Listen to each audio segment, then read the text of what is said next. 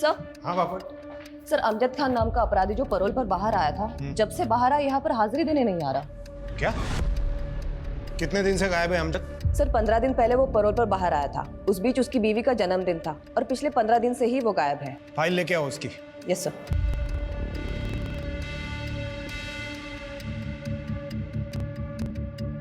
Oh my God, ये अमजद एक drug addict है।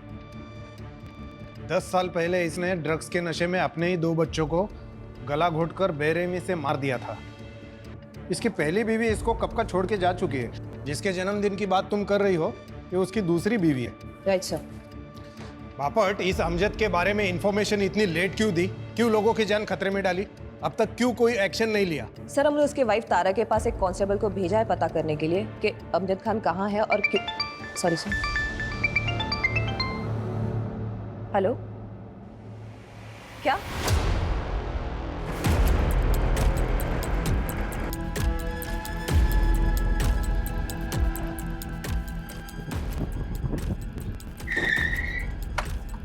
यहाँ पे दरवाजा तोड़ा।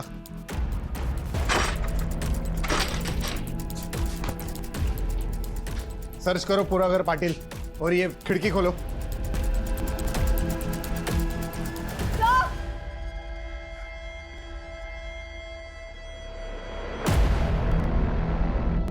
बापट, बॉडी नीचे उतारो। सर।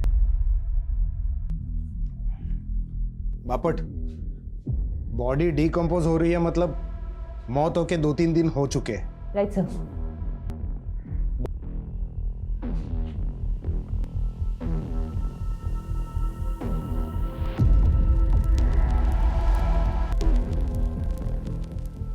एक काम करो, इस स्टूल की और बॉडी की हाइट मेजर करो। सर।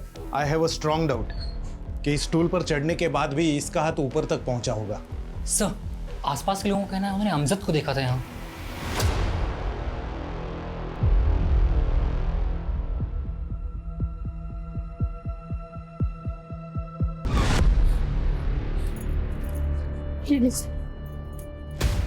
तारा, रुकिए। तारा, रुकिए। कौन है आप? मैं इसकी बहन हूँ। तारा, उठना। तारा, उठ। तारा, उठ, तारा। क्या वजह हो सकती है आपके बहन के आत्महत्या की? ये आत्महत्या नहीं है, मर्डर है। उसने मारा है मेरी तारा को। मैं तारा को कितना समझाती थी कि उस क्रिमिनल से शादी मत कर, लेकिन उसने मेरी एक भी नहीं मानी। और ये सब आखिरी बार कब बात हुई थी आपकी बहन से? तारा, उसने अपने खुद के 2 मासूम बच्चों का कत्ल किया है। तुम्हें वो क्या ही अहमियत देगा? तुम्हें इतनी सी बात समझ नहीं आ रही है कि 2 साल बाद बेल पर बाहर आने पर उसने तुमसे निकाह कर लिया, और इतने सालों में उसने तुम्हें दिया ही क्या है सिवाय तकलीफ के? हर बार आप इसी बात का मुद्दा क्यों बना लेती है? होगा दुनिया के लिए मुजरिम, मेरे लिए वो मेरा शौहर है और मैं उससे बहुत प्यार करती हूँ। इस प्यार के भूत को ना सर से उतार दो। इस 7 साल की शादी में वो सिर्फ 2 महीने तुम्हारा शौहर बन के रहा है।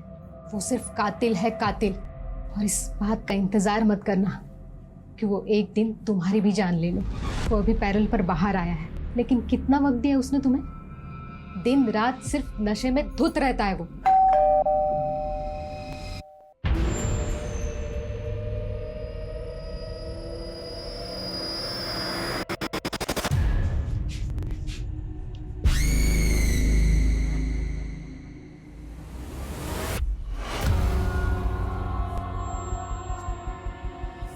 उस दिन भी नशे में धुत था वो।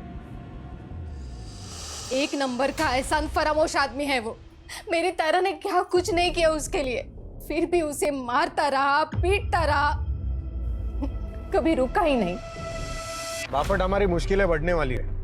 कोर्ट हमसे सवाल करेगा। ये अमजद एक हार्ड एंडेड क्रिमिनल है।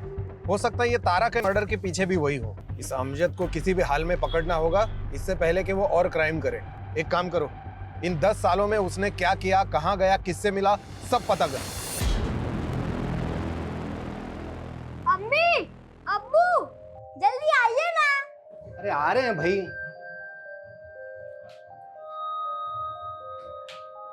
अम्मी, मेरी प्यारी अम्मी, अल्लाह ने उन्हें सुपरमैन बनाया है। वो दिन रात हम सब का ख्याल रखती है पर कभी नहीं थकती है। अरे भाईजान, अम्मी तो औरत है, वो कैसे सुपरमैन हो सकती है? वो तो सुपर वुमन है ना? तौफीक मियां, लिखा आपने बहुत खूब है, लेकिन एक बात बताइए, सब कुछ आपने अम्मी के लिए लिख दिया, अपने अब्बू के लिए कुछ नहीं? हाँ मियां, एक दो तारीफ के लफ्ज हमारे लिए भी कह देते।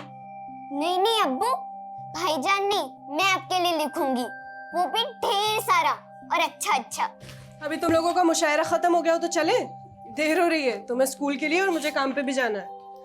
अच्छा, टिफिन दोनों का बैग में रख दिया है, बाहर का कोई कचरा नहीं खाओगे, ठीक है? यही खाना है। ठीक है अम्मी। ठीक है अम्मी। देखो भाई, अगर तुम दोनों ने अपनी अम्मी की बात मानी तो आज शाम को मैं तुम दोनों को तुम्हारी फेवरेट भेल खिला सकता हूँ। आओ। अरे जल्दी आ, चलो चलो चलो, बाय।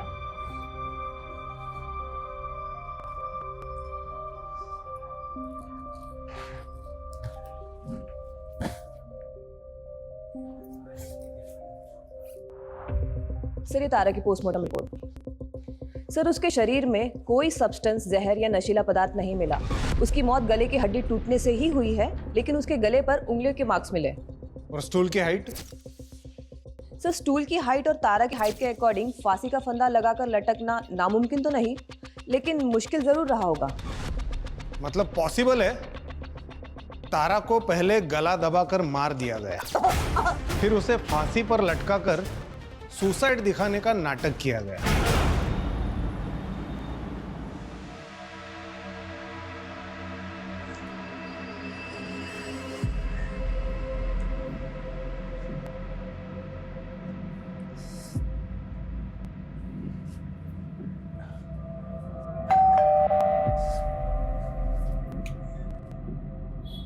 सर, मैं वो औरतों की जरूरत का सामान बेचती हूँ, आपके घर में कोई औरत है तो प्लीज बुला दीजिए। हाँ है, मेरी बीवी है ना, सुनीता। अगे सुनीता, बाहर है। शायद वो बाथरूम में होगी। अरे आप बाहर क्यों खड़ी है? अंदर आइए, अंदर आके उसे आराम से समझा दी। आइए आइए आइए।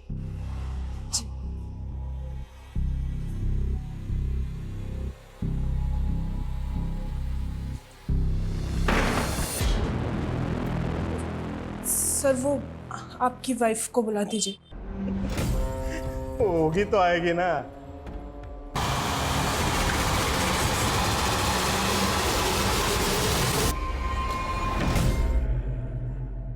ले चाय पी। पुलिस को कॉल करें, 1 मिनट में साले की अकल ठिकाने आ जाएगी। नहीं नहीं, इससे बात घर तक चली जाएगी, सबा को पता चल जाएगा। अच्छा ये ना उन्हें पता चल जाए कि उनकी बीवी किन हालातों में काम करती है। कम से कम काम तो ढूंढेंगे जल्द से जल्द। काम तो वो ढूंढ ही रहे हैं, लेकिन उन्हें ये बात पता चलेगी ना तो मुझे भी घर बैठा देंगे। बच्चों की पढ़ाई, घर का खर्चा, ये सब कैसे चलेगा? मेरे बच्चों को अच्छे से अच्छी पढ़ाई मिले ताकि वो आगे जाके कुछ बन जाए। इसके लिए मुझे जो बर्दाश्त करना पड़ेगा ना, मैं कर लूंगी।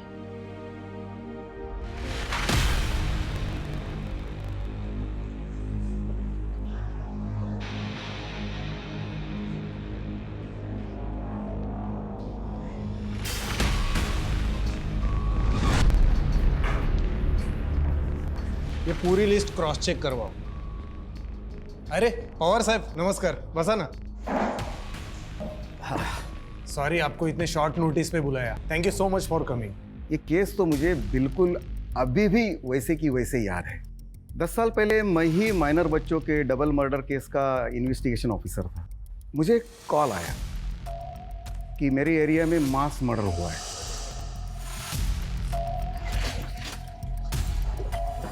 साहब बघा, आगा रहे।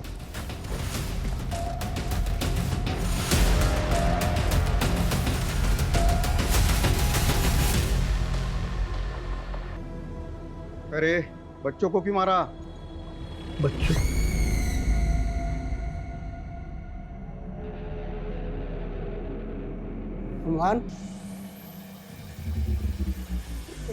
अपने ही बच्चों को मारकर उनका मर्डर करके इनोसेंट बनने का नाटक कर रहा है? मैंने ये क्या किया? मैंने अपने दोनों बच्चों को मार दिया। ए ड्रामेबाज, चला गया गाड़ी टगाला। बॉडी पोस्टमार्टम के लिए भेज दो। दोनों बच्चों को गला दबाकर मारा गया था। फॉरेंसिक में तो बिल्कुल क्लियर था कि पूरे घर में बच्चे और अमजद के ही फिंगरप्रिंट्स थे और उसके ब्लड में भी बहुत ही हाई लेवल के ड्रग्स थे। जब उसको गिरफ्तार किया तब वो तो नशे में धूत था और जब बच्चों का अंतिम संस्कार हुआ तब वो कस्टडी में था और उसने डिमांड तक नहीं की वहां जाने की। पवार साहब, हमें डाउट है कि तारा का मर्डर भी उसी ने किया है। तारा के गले पर फिंगरप्रिंट्स मिले हैं हमें। प्रॉब्लम यह है कि इतना खतरनाक गुनहगार गायब झालाय और पता नहीं वो आगे जाके क्या करेगा।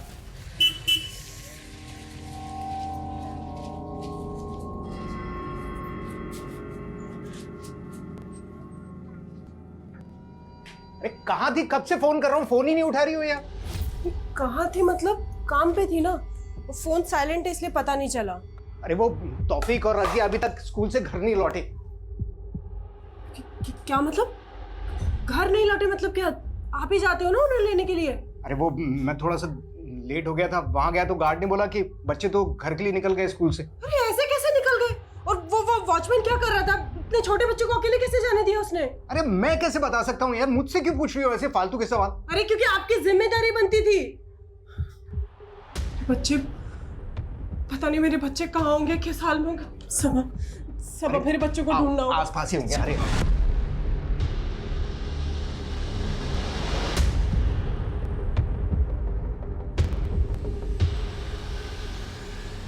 ठीक है सर, मैं फाइल भिजवाता हूँ अभी। जाए बैठिए। सर ये तौफीक और रजिया हमारे बच्चे हैं सर। सर ये अभी तक स्कूल से घर नहीं लौटे। नहीं लौटे मतलब? बच्चे स्कूल से घर खुद आते हैं, कोई लेने नहीं जाता? कोई स्कूल बस या वैन? सर इनकी छुट्टी के वक्त मैं काम पे रहती हूँ तो सबा उनको लेने जाते हैं। आज इनको थोड़ी देर हो गई तो वॉचमैन ने उनको रोका ही नहीं, बस जाने दिया। किस स्कूल में पढ़ते हैं? सर मैंने दोनों बच्चों को रोकने की कोशिश की, दोनों बच्चों ने मुझे बेवकूफ़ बनाया और वहाँ से भाग गए सर, और मैं कुछ नहीं कर पाया। अंकल जाने दो ना, हम बड़े हो गए हैं, हम अपने घर खुद से जा सकते हैं। मुझे मालूम है तुम दोनों बड़े हो गए हो, पर अभी चुपचाप वहाँ बैठो। जब तक तुम दोनों को लेने नहीं आता तब तक वहाँ से हिलोगे भी नहीं। चलो बैठो। भाईजान भागो!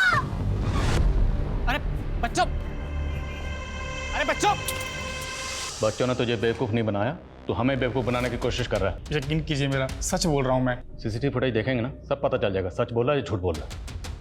सीसीटीवी कैमरा तो लगा है ना? सर कैमरा लगे तो हैं पर काफ़ी टाइम से खराब है वो।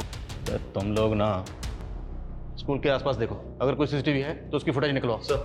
और तुम अगर बाद में पता चल रहा ना कि कुछ झूठ बोला तो लंबा अंदर जाओगे। सर सच बोल रहा हूँ, यकीन कीजिए मेरा। सर हमें सर ये स्कूल के पास का सीसीटीवी फुटेज मिला है, इसमें बच्चे किसी आदमी से बात कर रहे हैं, लेकिन सर इसका चेहरा नहीं दिखाई दे रहा। अगर इसी आदमी ने बच्चों को गायब किया है तो मतलब ये पहले से जानता था कि बच्चे स्कूल से घर अकेले जाने वाले हैं। है कौन ये आदमी? साहब इसमें चेहरा तो दिखाई नहीं दे रहा है, ऐसे कैसे पहचानूं ये कौन है? एक दूंगा ना कान के नीचे, सब याद आ जाएगा। सर यकीन कीजिए मैंने कुछ भी नहीं किया, मुझे कुछ भी नहीं मालूम सर।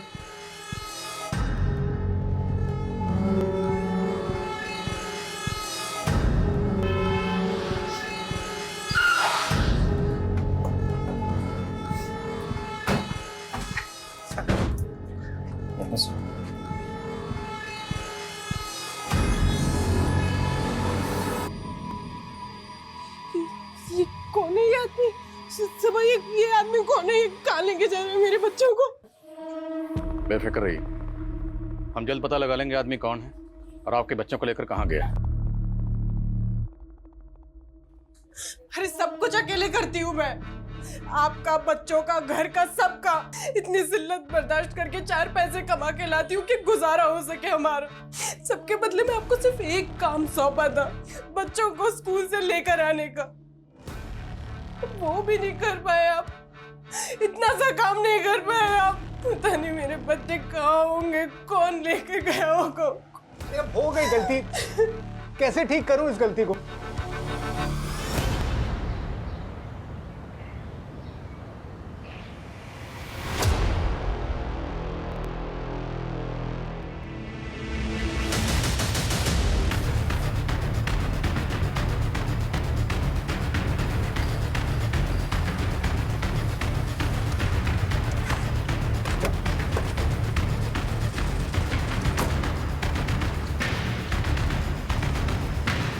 दोनों बच्चों के गले पे निशान, शायद गला दबा के मारा गया। सर बॉडी की स्टिफनेस को देख के लग रहा है मर्डर 4-5 घंटे पहले हो चुका है। वहशी दरिंदा कौन है जो इन दोनों बच्चों को बहला फुसला कर अपने साथ ले गया, जान से मारा और मारने के बाद दोनों लाशें यहाँ फेंक, दोनों बॉडीज को पोस्टमार्टम के लिए भेजो। सर मैं नहीं जी पाऊंगी, मेरे बच्चों में मेरे बच्चे, मैं मर जाऊंगी, मैं मर जाऊंगी, मैं मर जाऊंगी। संभाल खुद। मेरे बच्चों के बिना मैं नहीं जी पाऊंगी, मेरे सारी गलती मेरी है। अगर किसी को मरना चाहिए तो मुझे मरना चाहिए, मुझे कोई हक नहीं है जीने का। मेरे बच्चों का ख्याल नहीं, मैं मर जाऊं, मेरे बच्चों का। नाज, नाज, नाज, नाज।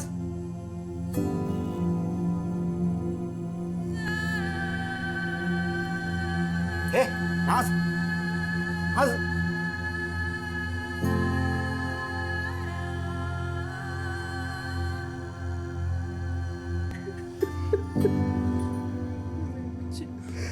सबा मेरे बच्चे, मेरे बच्चे।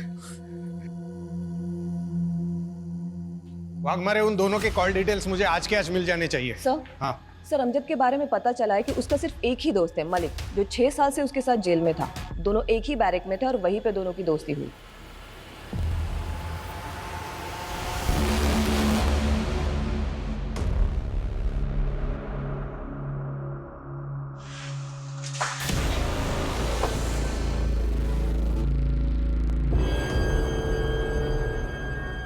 मुझे तो यकीन ही नहीं हो रहा है तारा इस दुनिया में नहीं रही। पता है हमें, अमजद और तू 6 साल जेल में एक ही सेल में थे, काफी अच्छी दोस्ती है तुम्हारी। चल बता, अमजद क्या प्लान कर रहा था आणि आता कुठे है तो? साहब कुछ बोल नहीं सकते उसके बारे में, कोई भरोसा नहीं है उसका। वो कब क्या करेगा, बहुत उल्टी खोपड़ी का आदमी है वो। खत्म कर बाकी सब खत्म कर दूंगा, सब तबाह कर दूंगा मैं। अमजद होश में आ।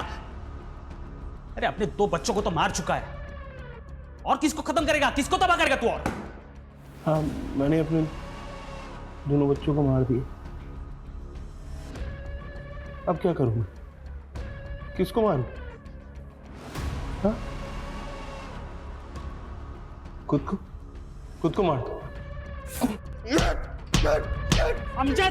अमजद क्या कर रहा है अमजद? मलिक, बच्चों की बहुत याद आती है यार। पता नहीं कब और कैसे इतना नशा कर लिया कि अपने बच्चों को ही मार दिया। अब क्या करूं बोल, किसके लिए जीऊं मैं? अमजद मेरे भाई, भूल जा अपने गुजरे हुए कल को। आज मैं जी भाई, आज मैं जी। अरे इतनी प्यारी बीबी मिली है तुझे तारा, जो सब कुछ जानते हुए भी तुझसे इतनी मोहब्बत करती है। अमजद तुझे उसके लिए जीना होगा। हाँ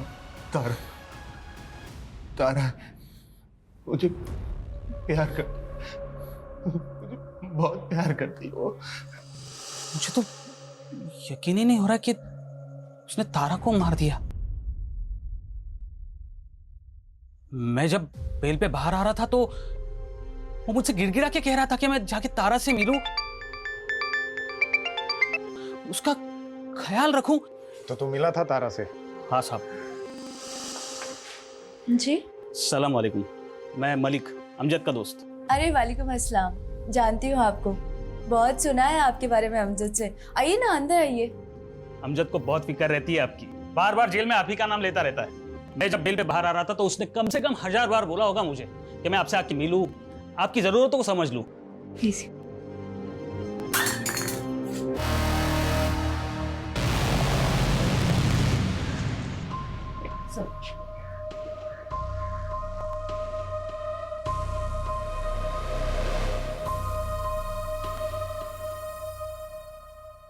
मलिक, ये अमजद जब पैरोल पर बाहर आया था तो दोस्ती का फर्ज निभाने तू मिला भी था ना उसे? झगड़ा हुआ था तुम्हारा, और वो भी उसी रात जिस रात उसने तारा का मर्डर किया था। और मैं पूछ नहीं रहा हूँ, बता रहा हूँ, इसलिए बिना टाइम वेस्ट किए जो कुछ भी हुआ था बता दे। बोल लौकर।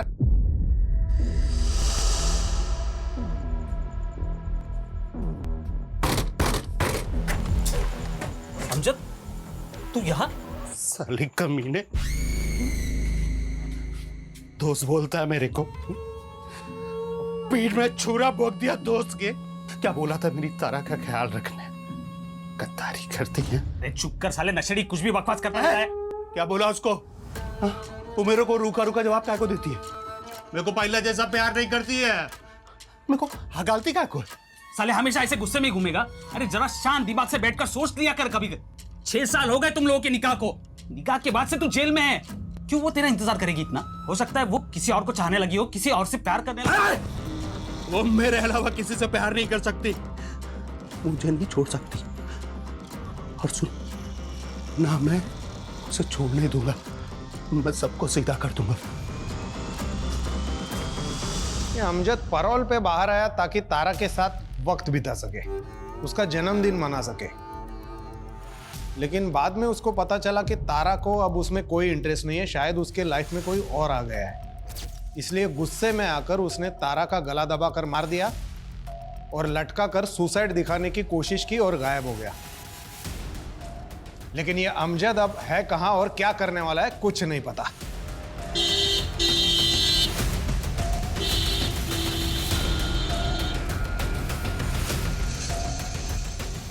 आप ऐसे नहीं जा सकते। क्या लगा रखा है आपने? हैं? हाथ पे आप धर के बैठे हो, कुछ नहीं कर रहे हो आप। अरे जबकि आपको पता है वो आदमी कौन था जो बच्चों को लेकर गया, उनका मर्डर कर दिया, फिर भी कुछ नहीं कर रहे आप। देखिए 48 घंटे आपके पास, सिर्फ 48 घंटे। अगर बच्चों को इंसाफ नहीं मिला ना तो मैं वादा करता हूं आपसे कि जो भी होगा उसके जिम्मेदार आप होंगे।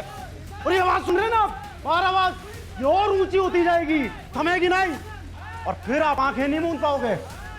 48 घंटे। एक तो ये फवाद खान जैसे छुटभैया मोहल्ले के नेताओं ने और दिमाग खराब कर रखा है। अरे ये गली मोहल्ले के नेताओं की फिक्र नहीं है मुझे फिक्र है इस केस की। 2 मासूम बच्चों के मर्डर का केस है। चिंगारी को शोला बनने में वक्त नहीं लगेगा, ज्यादा वक्त नहीं है हमारे पास। स्कूल के आसपास एक एक आदमी से पता करो, किसी ने तो कुछ देखा होगा। सर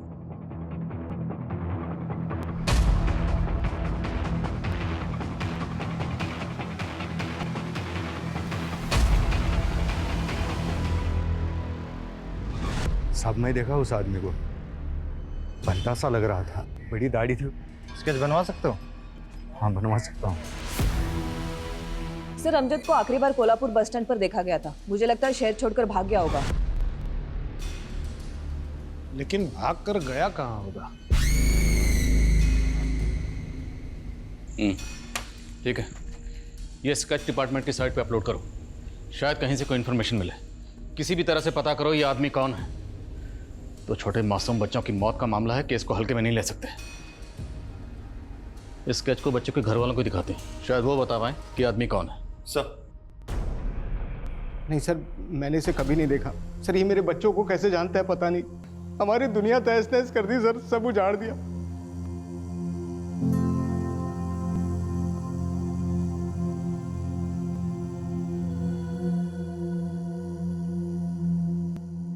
ये लो, ये स्केच मोहल्ले का इंसान के हाथ में होना चाहिए, है ना? सब कुछ अकल याद करा दो इसकी।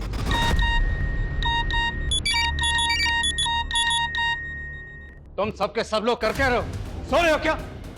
जो स्केच डिपार्टमेंट की साइट पे लोड होने के लिए बना था वो लोगों के मोबाइल में घूम रहा है, मैसेजिंग ऐप पर। कैसे लीक हुआ ये? हाँ तुम? Hello, what? Please thank you sir. जिस आदमी को आप ढूंढ रहे हो उसका नाम अमजद खान है।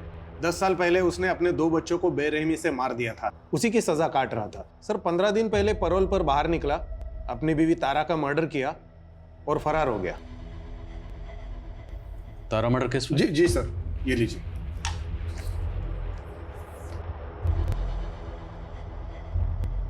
सर ये अमजद खान है और ये तारा उसकी दूसरी बीवी, और सर ये 2 बच्चे जिनको अमजद ने मार दिया था।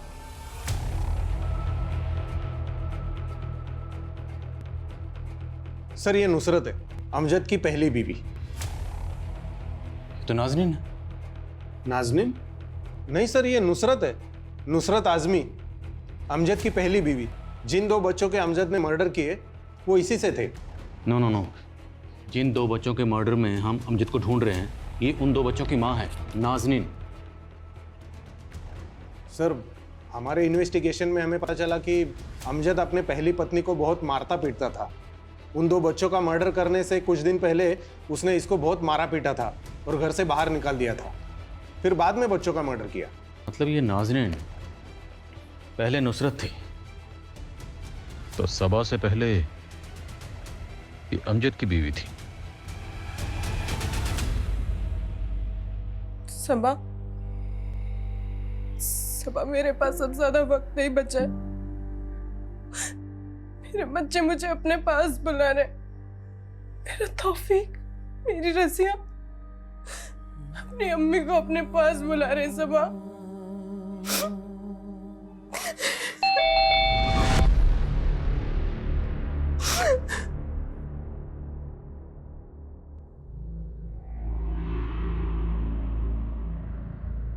उस वीडियो में आपके बच्चों के साथ जाते हुए जो आदमी दिखाई दे रहा है, ये उस आदमी का स्केच है। आप पहचानती हैं इसे? सर ये तो अमजद है, इसने मेरे बच्चों का कत्ल किया है। सबा, सबा इसने फिर से मेरी गोद छूनी कर दी। ये शैतान मेरी जिंदगी से क्यों नहीं चाहता? सबा क्यों नहीं चाहता? अरे शर्म नहीं आई तुझे? अपनी औलाद को खा के तुझे शर्म नहीं आएगा? तुझे अगर फांसी भी हो जाएगी ना तो भी मुझे सुकून नहीं मिलेगा। इस दुनिया में नहीं, उस दुनिया में तेरे को सजा मिलेगी। प्लीज शांत हो जाइए। ए गाड़ी टाका।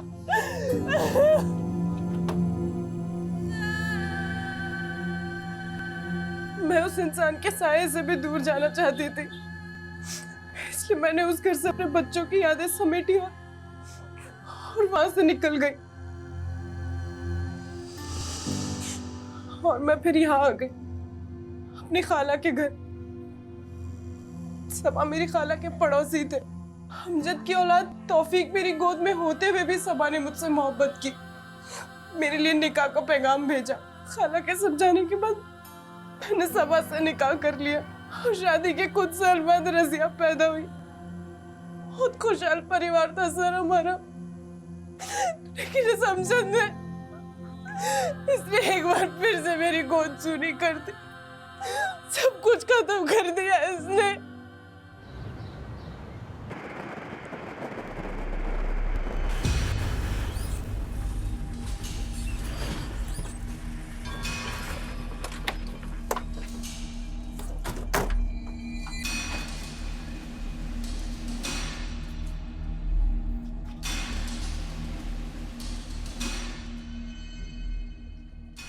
सुनिए। जी साहब। यह इस घर में अमजद रहता था, आप जानती हैं उसे? जी साहब, वो खौफनाक मंजर याद है मुझे। मैं यही थी। ये बच्चों का बाप है साहब, बहुत बड़ा नशेड़ी है ये। आज भी दहशत होती है उस वक्त को याद करके। दिन रात अपनी पत्नी नुसरत को मारते रहते थे वो। अमजद भाई मत मारिए इसे। गुस्से में उन्हें इस बात का इल्म भी नहीं होता था कि वो बेचारी पेट से थी। कभी कभी तो डर लगता था कि पिटते पिटते कहीं मर ना जाए। मैंने नुसरत को सलाह भी दी थी कि अमजद भाईजान को तुम दिखवाओ। दिखवाओ मतलब कहाँ दिखाओ? उस समय एक पीर का बहुत नाम था। कुछ 8-9 साल पहले इस इलाके में उन्हीं का जादू छाया हुआ था। तो ये क्या नई कहानी है? कहानी नहीं है साहब, सच है। सब उसे फरिश्ता कहा करते थे। वो फरिश्ता मर्दों की मुसीबत हल करने के लिए दवा करता था। मेरे शौहर भी उन्हीं के मुरीद थे। मैं भी एक बार अपने शौहर के साथ उस जगह गई थी। साहब, हम अपनी परेशानी एक पर्ची पर लिखकर उस बूढ़े आदमी को देते थे और वो अंदर जाकर फरिश्ते को वो पर्ची देता था। फरिश्ता उस परेशानी का हल जवाब के तौर पर पर्ची पर ही लिख कर देता था, मगर कभी हमारे सामने नहीं आता था। वो बूढ़ा कहाँ है जो पर्ची लिखकर अंदर देता था? वो बूढ़ा साहब वो तो कब का मर चुका है। आप भी तो गई थी ना उस फरिश्ते से मिलने, तो आपने देखा होगा, कुछ तो याद होगा आपको। नहीं साहब, और आपके शौहर उनको लेकर गई थी ना आप वहाँ पे, उन्होंने देखा होगा, उनको कुछ याद होगा। नामुमकिन है साहब, और अगर मुमकिन है भी तो वो इस हालत में नहीं है कि आपको कुछ बता पाए। हैं कहाँ आपके शौहर? साहब दारू की लत लगी है उन्हें, 24 घंटे नशे में रहते हैं वो। नमस्कार। हेलो, कुछ पूछना है आपसे। 10 साल पहले आप जिस फरिश्ते के यहाँ जाते थे उसका नाम या शक्ल या कुछ भी याद है? मैं अकेला थोड़ी जाता था, सब लोग जाते थे।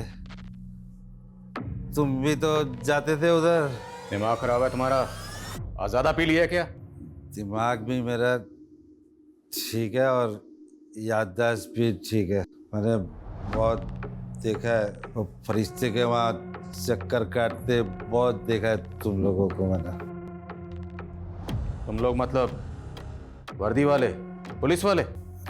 सब पुलिस वाले जाते थे उधर, देखा है। नाम क्या है उस पुलिस वाले का? नाम मुझे याद नहीं है। अगर वो आदमी सच बोल रहा है तो मतलब शर्म आनी चाहिए। एक पुलिस वाला एक ढोंगी के यहाँ चक्कर काट रहा था। वो ना खुद सिर्फ उस बात को मान रहा था बल्कि अंधविश्वास को बढ़ावा भी दे रहा था। गवाह है हमारे पास, चश्मदीद गवाह, जिसने कई बार आपको वो आपके फरिश्ते के यहाँ चक्कर काटते हुए देखा। और हमें यह भी पता है कि अमजद के बच्चों के मर्डर केस की तहकीकात आप ही कर रहे थे। वहाँ जाना, किसी को फॉलो करना, ये कोई क्राइम तो नहीं है? कोई क्राइम नहीं है। लानत, लानत है। लानत समझते हैं आप? एक पढ़ा लिखा पुलिस वाला अंधविश्वास में यकीन करता है। और दूसरी बात, आपका वो जो फरिश्ता है ना, उसका पूरा कच्चा चिट्ठा हमारे पास है। डिपार्टमेंट के आदमी हो इसलिए इतनी उम्मीद तो कर सकता हूं कि कोऑपरेट करोगे। करेंगे ना कोऑपरेट? सुनिए, पहले पूरी बात सुनिए। अमजद के बच्चों की तहकीकात करते वक्त कहीं वो उस फरिश्ते की श्रद्धा तो आड़े में नहीं आ रही थी ना आपके? ये बघा तावड़े साहब, मैं एक जिम्मेदार और बेदाग ऑफिसर हूँ और मैंने वही रिपोर्ट किया जो मैंने क्राइम सीन पर देखा। और मेरी जगह पर और कोई भी ऑफिसर होता तो वो भी वही कंक्लूड करता। लेकिन असली कंक्लूजन अभी बाकी है और वो हम निकालेंगे।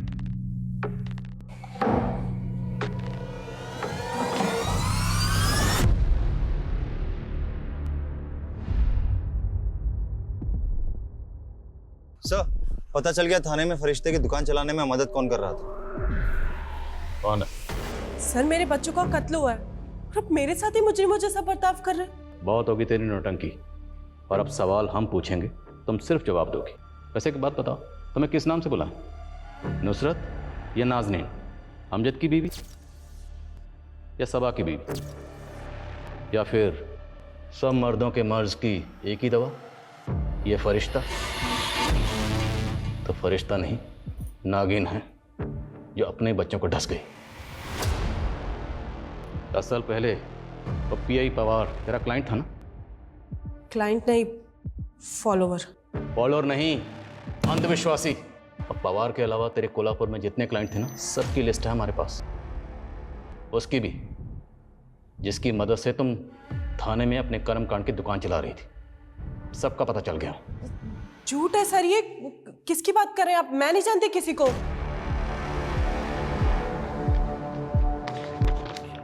ये तेरा आशिक, जिससे तुम दिन में 10 बार बात करती थी, बार बार लगातार, जिसके साथ तेरा अफेयर था।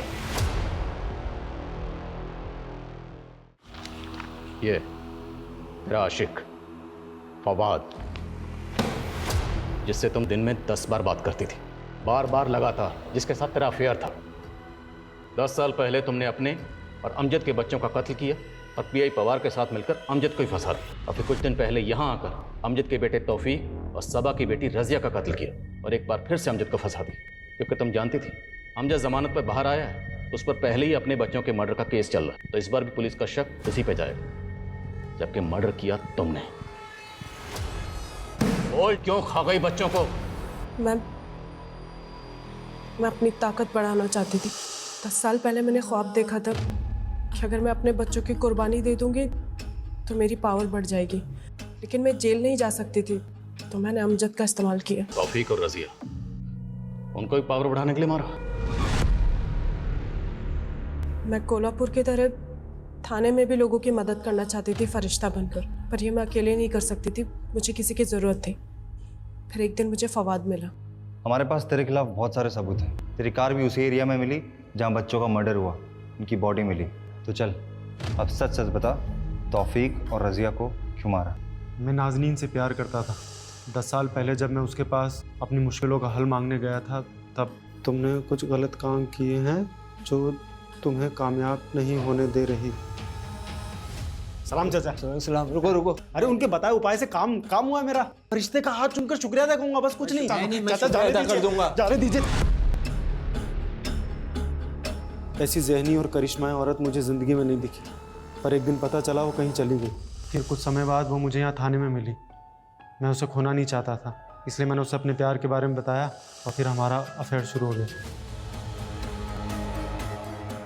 फवाद, मैंने फिर से वो ख्वाब देखा है, बच्चों की कुर्बानी देनी होगी, उससे मेरी ताकत में इजाफा होगा। लेकिन उसके बाद हम निकाह कर लेंगे। मैं तुमसे और दूर नहीं रह सकता। मुझे पता था अमजद पैरोल पे बाहर आया है, उसकी बीवी ने खुदकुशी कर लिया। मैं जानती थी वो मुझे मिलने और अपनी औलाद तौफीक को देखने ज़रूर आएगा। वो जब मैं जेल गया था तो तुम पेट से थी ना? क्या हुआ था बता ना। बेटा हुआ था। कहाँ है? मेरा है एक बार। ठीक है, बच्चे अभी स्कूल गए, 12:30 बजे छूटेंगे। फवाद, जिस मौके की हमें तलाश थी वो मौका खुद चल के हमारे पास आ गया। सबा हमेशा बच्चों को लेने देरी से पहुंचता था और बच्चे स्कूल से निकल गए और मेरी तरकीब काम कर गई। तौफीक बेटा, मैं अमजद हूँ, तुम्हारी अम्मी का दोस्त। ये चॉकलेट ले लो। नहीं, हमें कुछ नहीं चाहिए। थोड़ी दूर पर हमारे अब्बा हमें मिल जाएंगे, आप जाइए।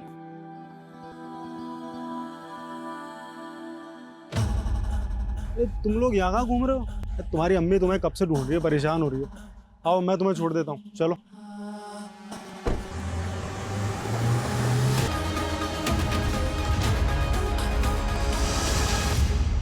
कैसी माँ है तू?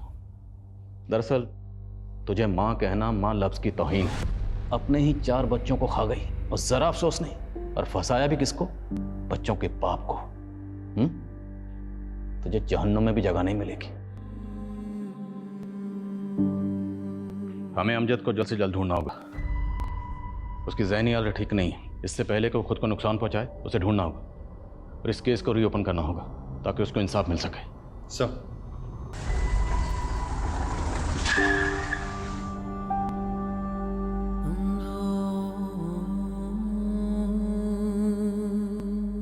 अमजद सच बोल रहा था। उसने गुस्से में तारा की गर्दन पकड़ी जरूर थी, पर उसने तारा को मारा नहीं था।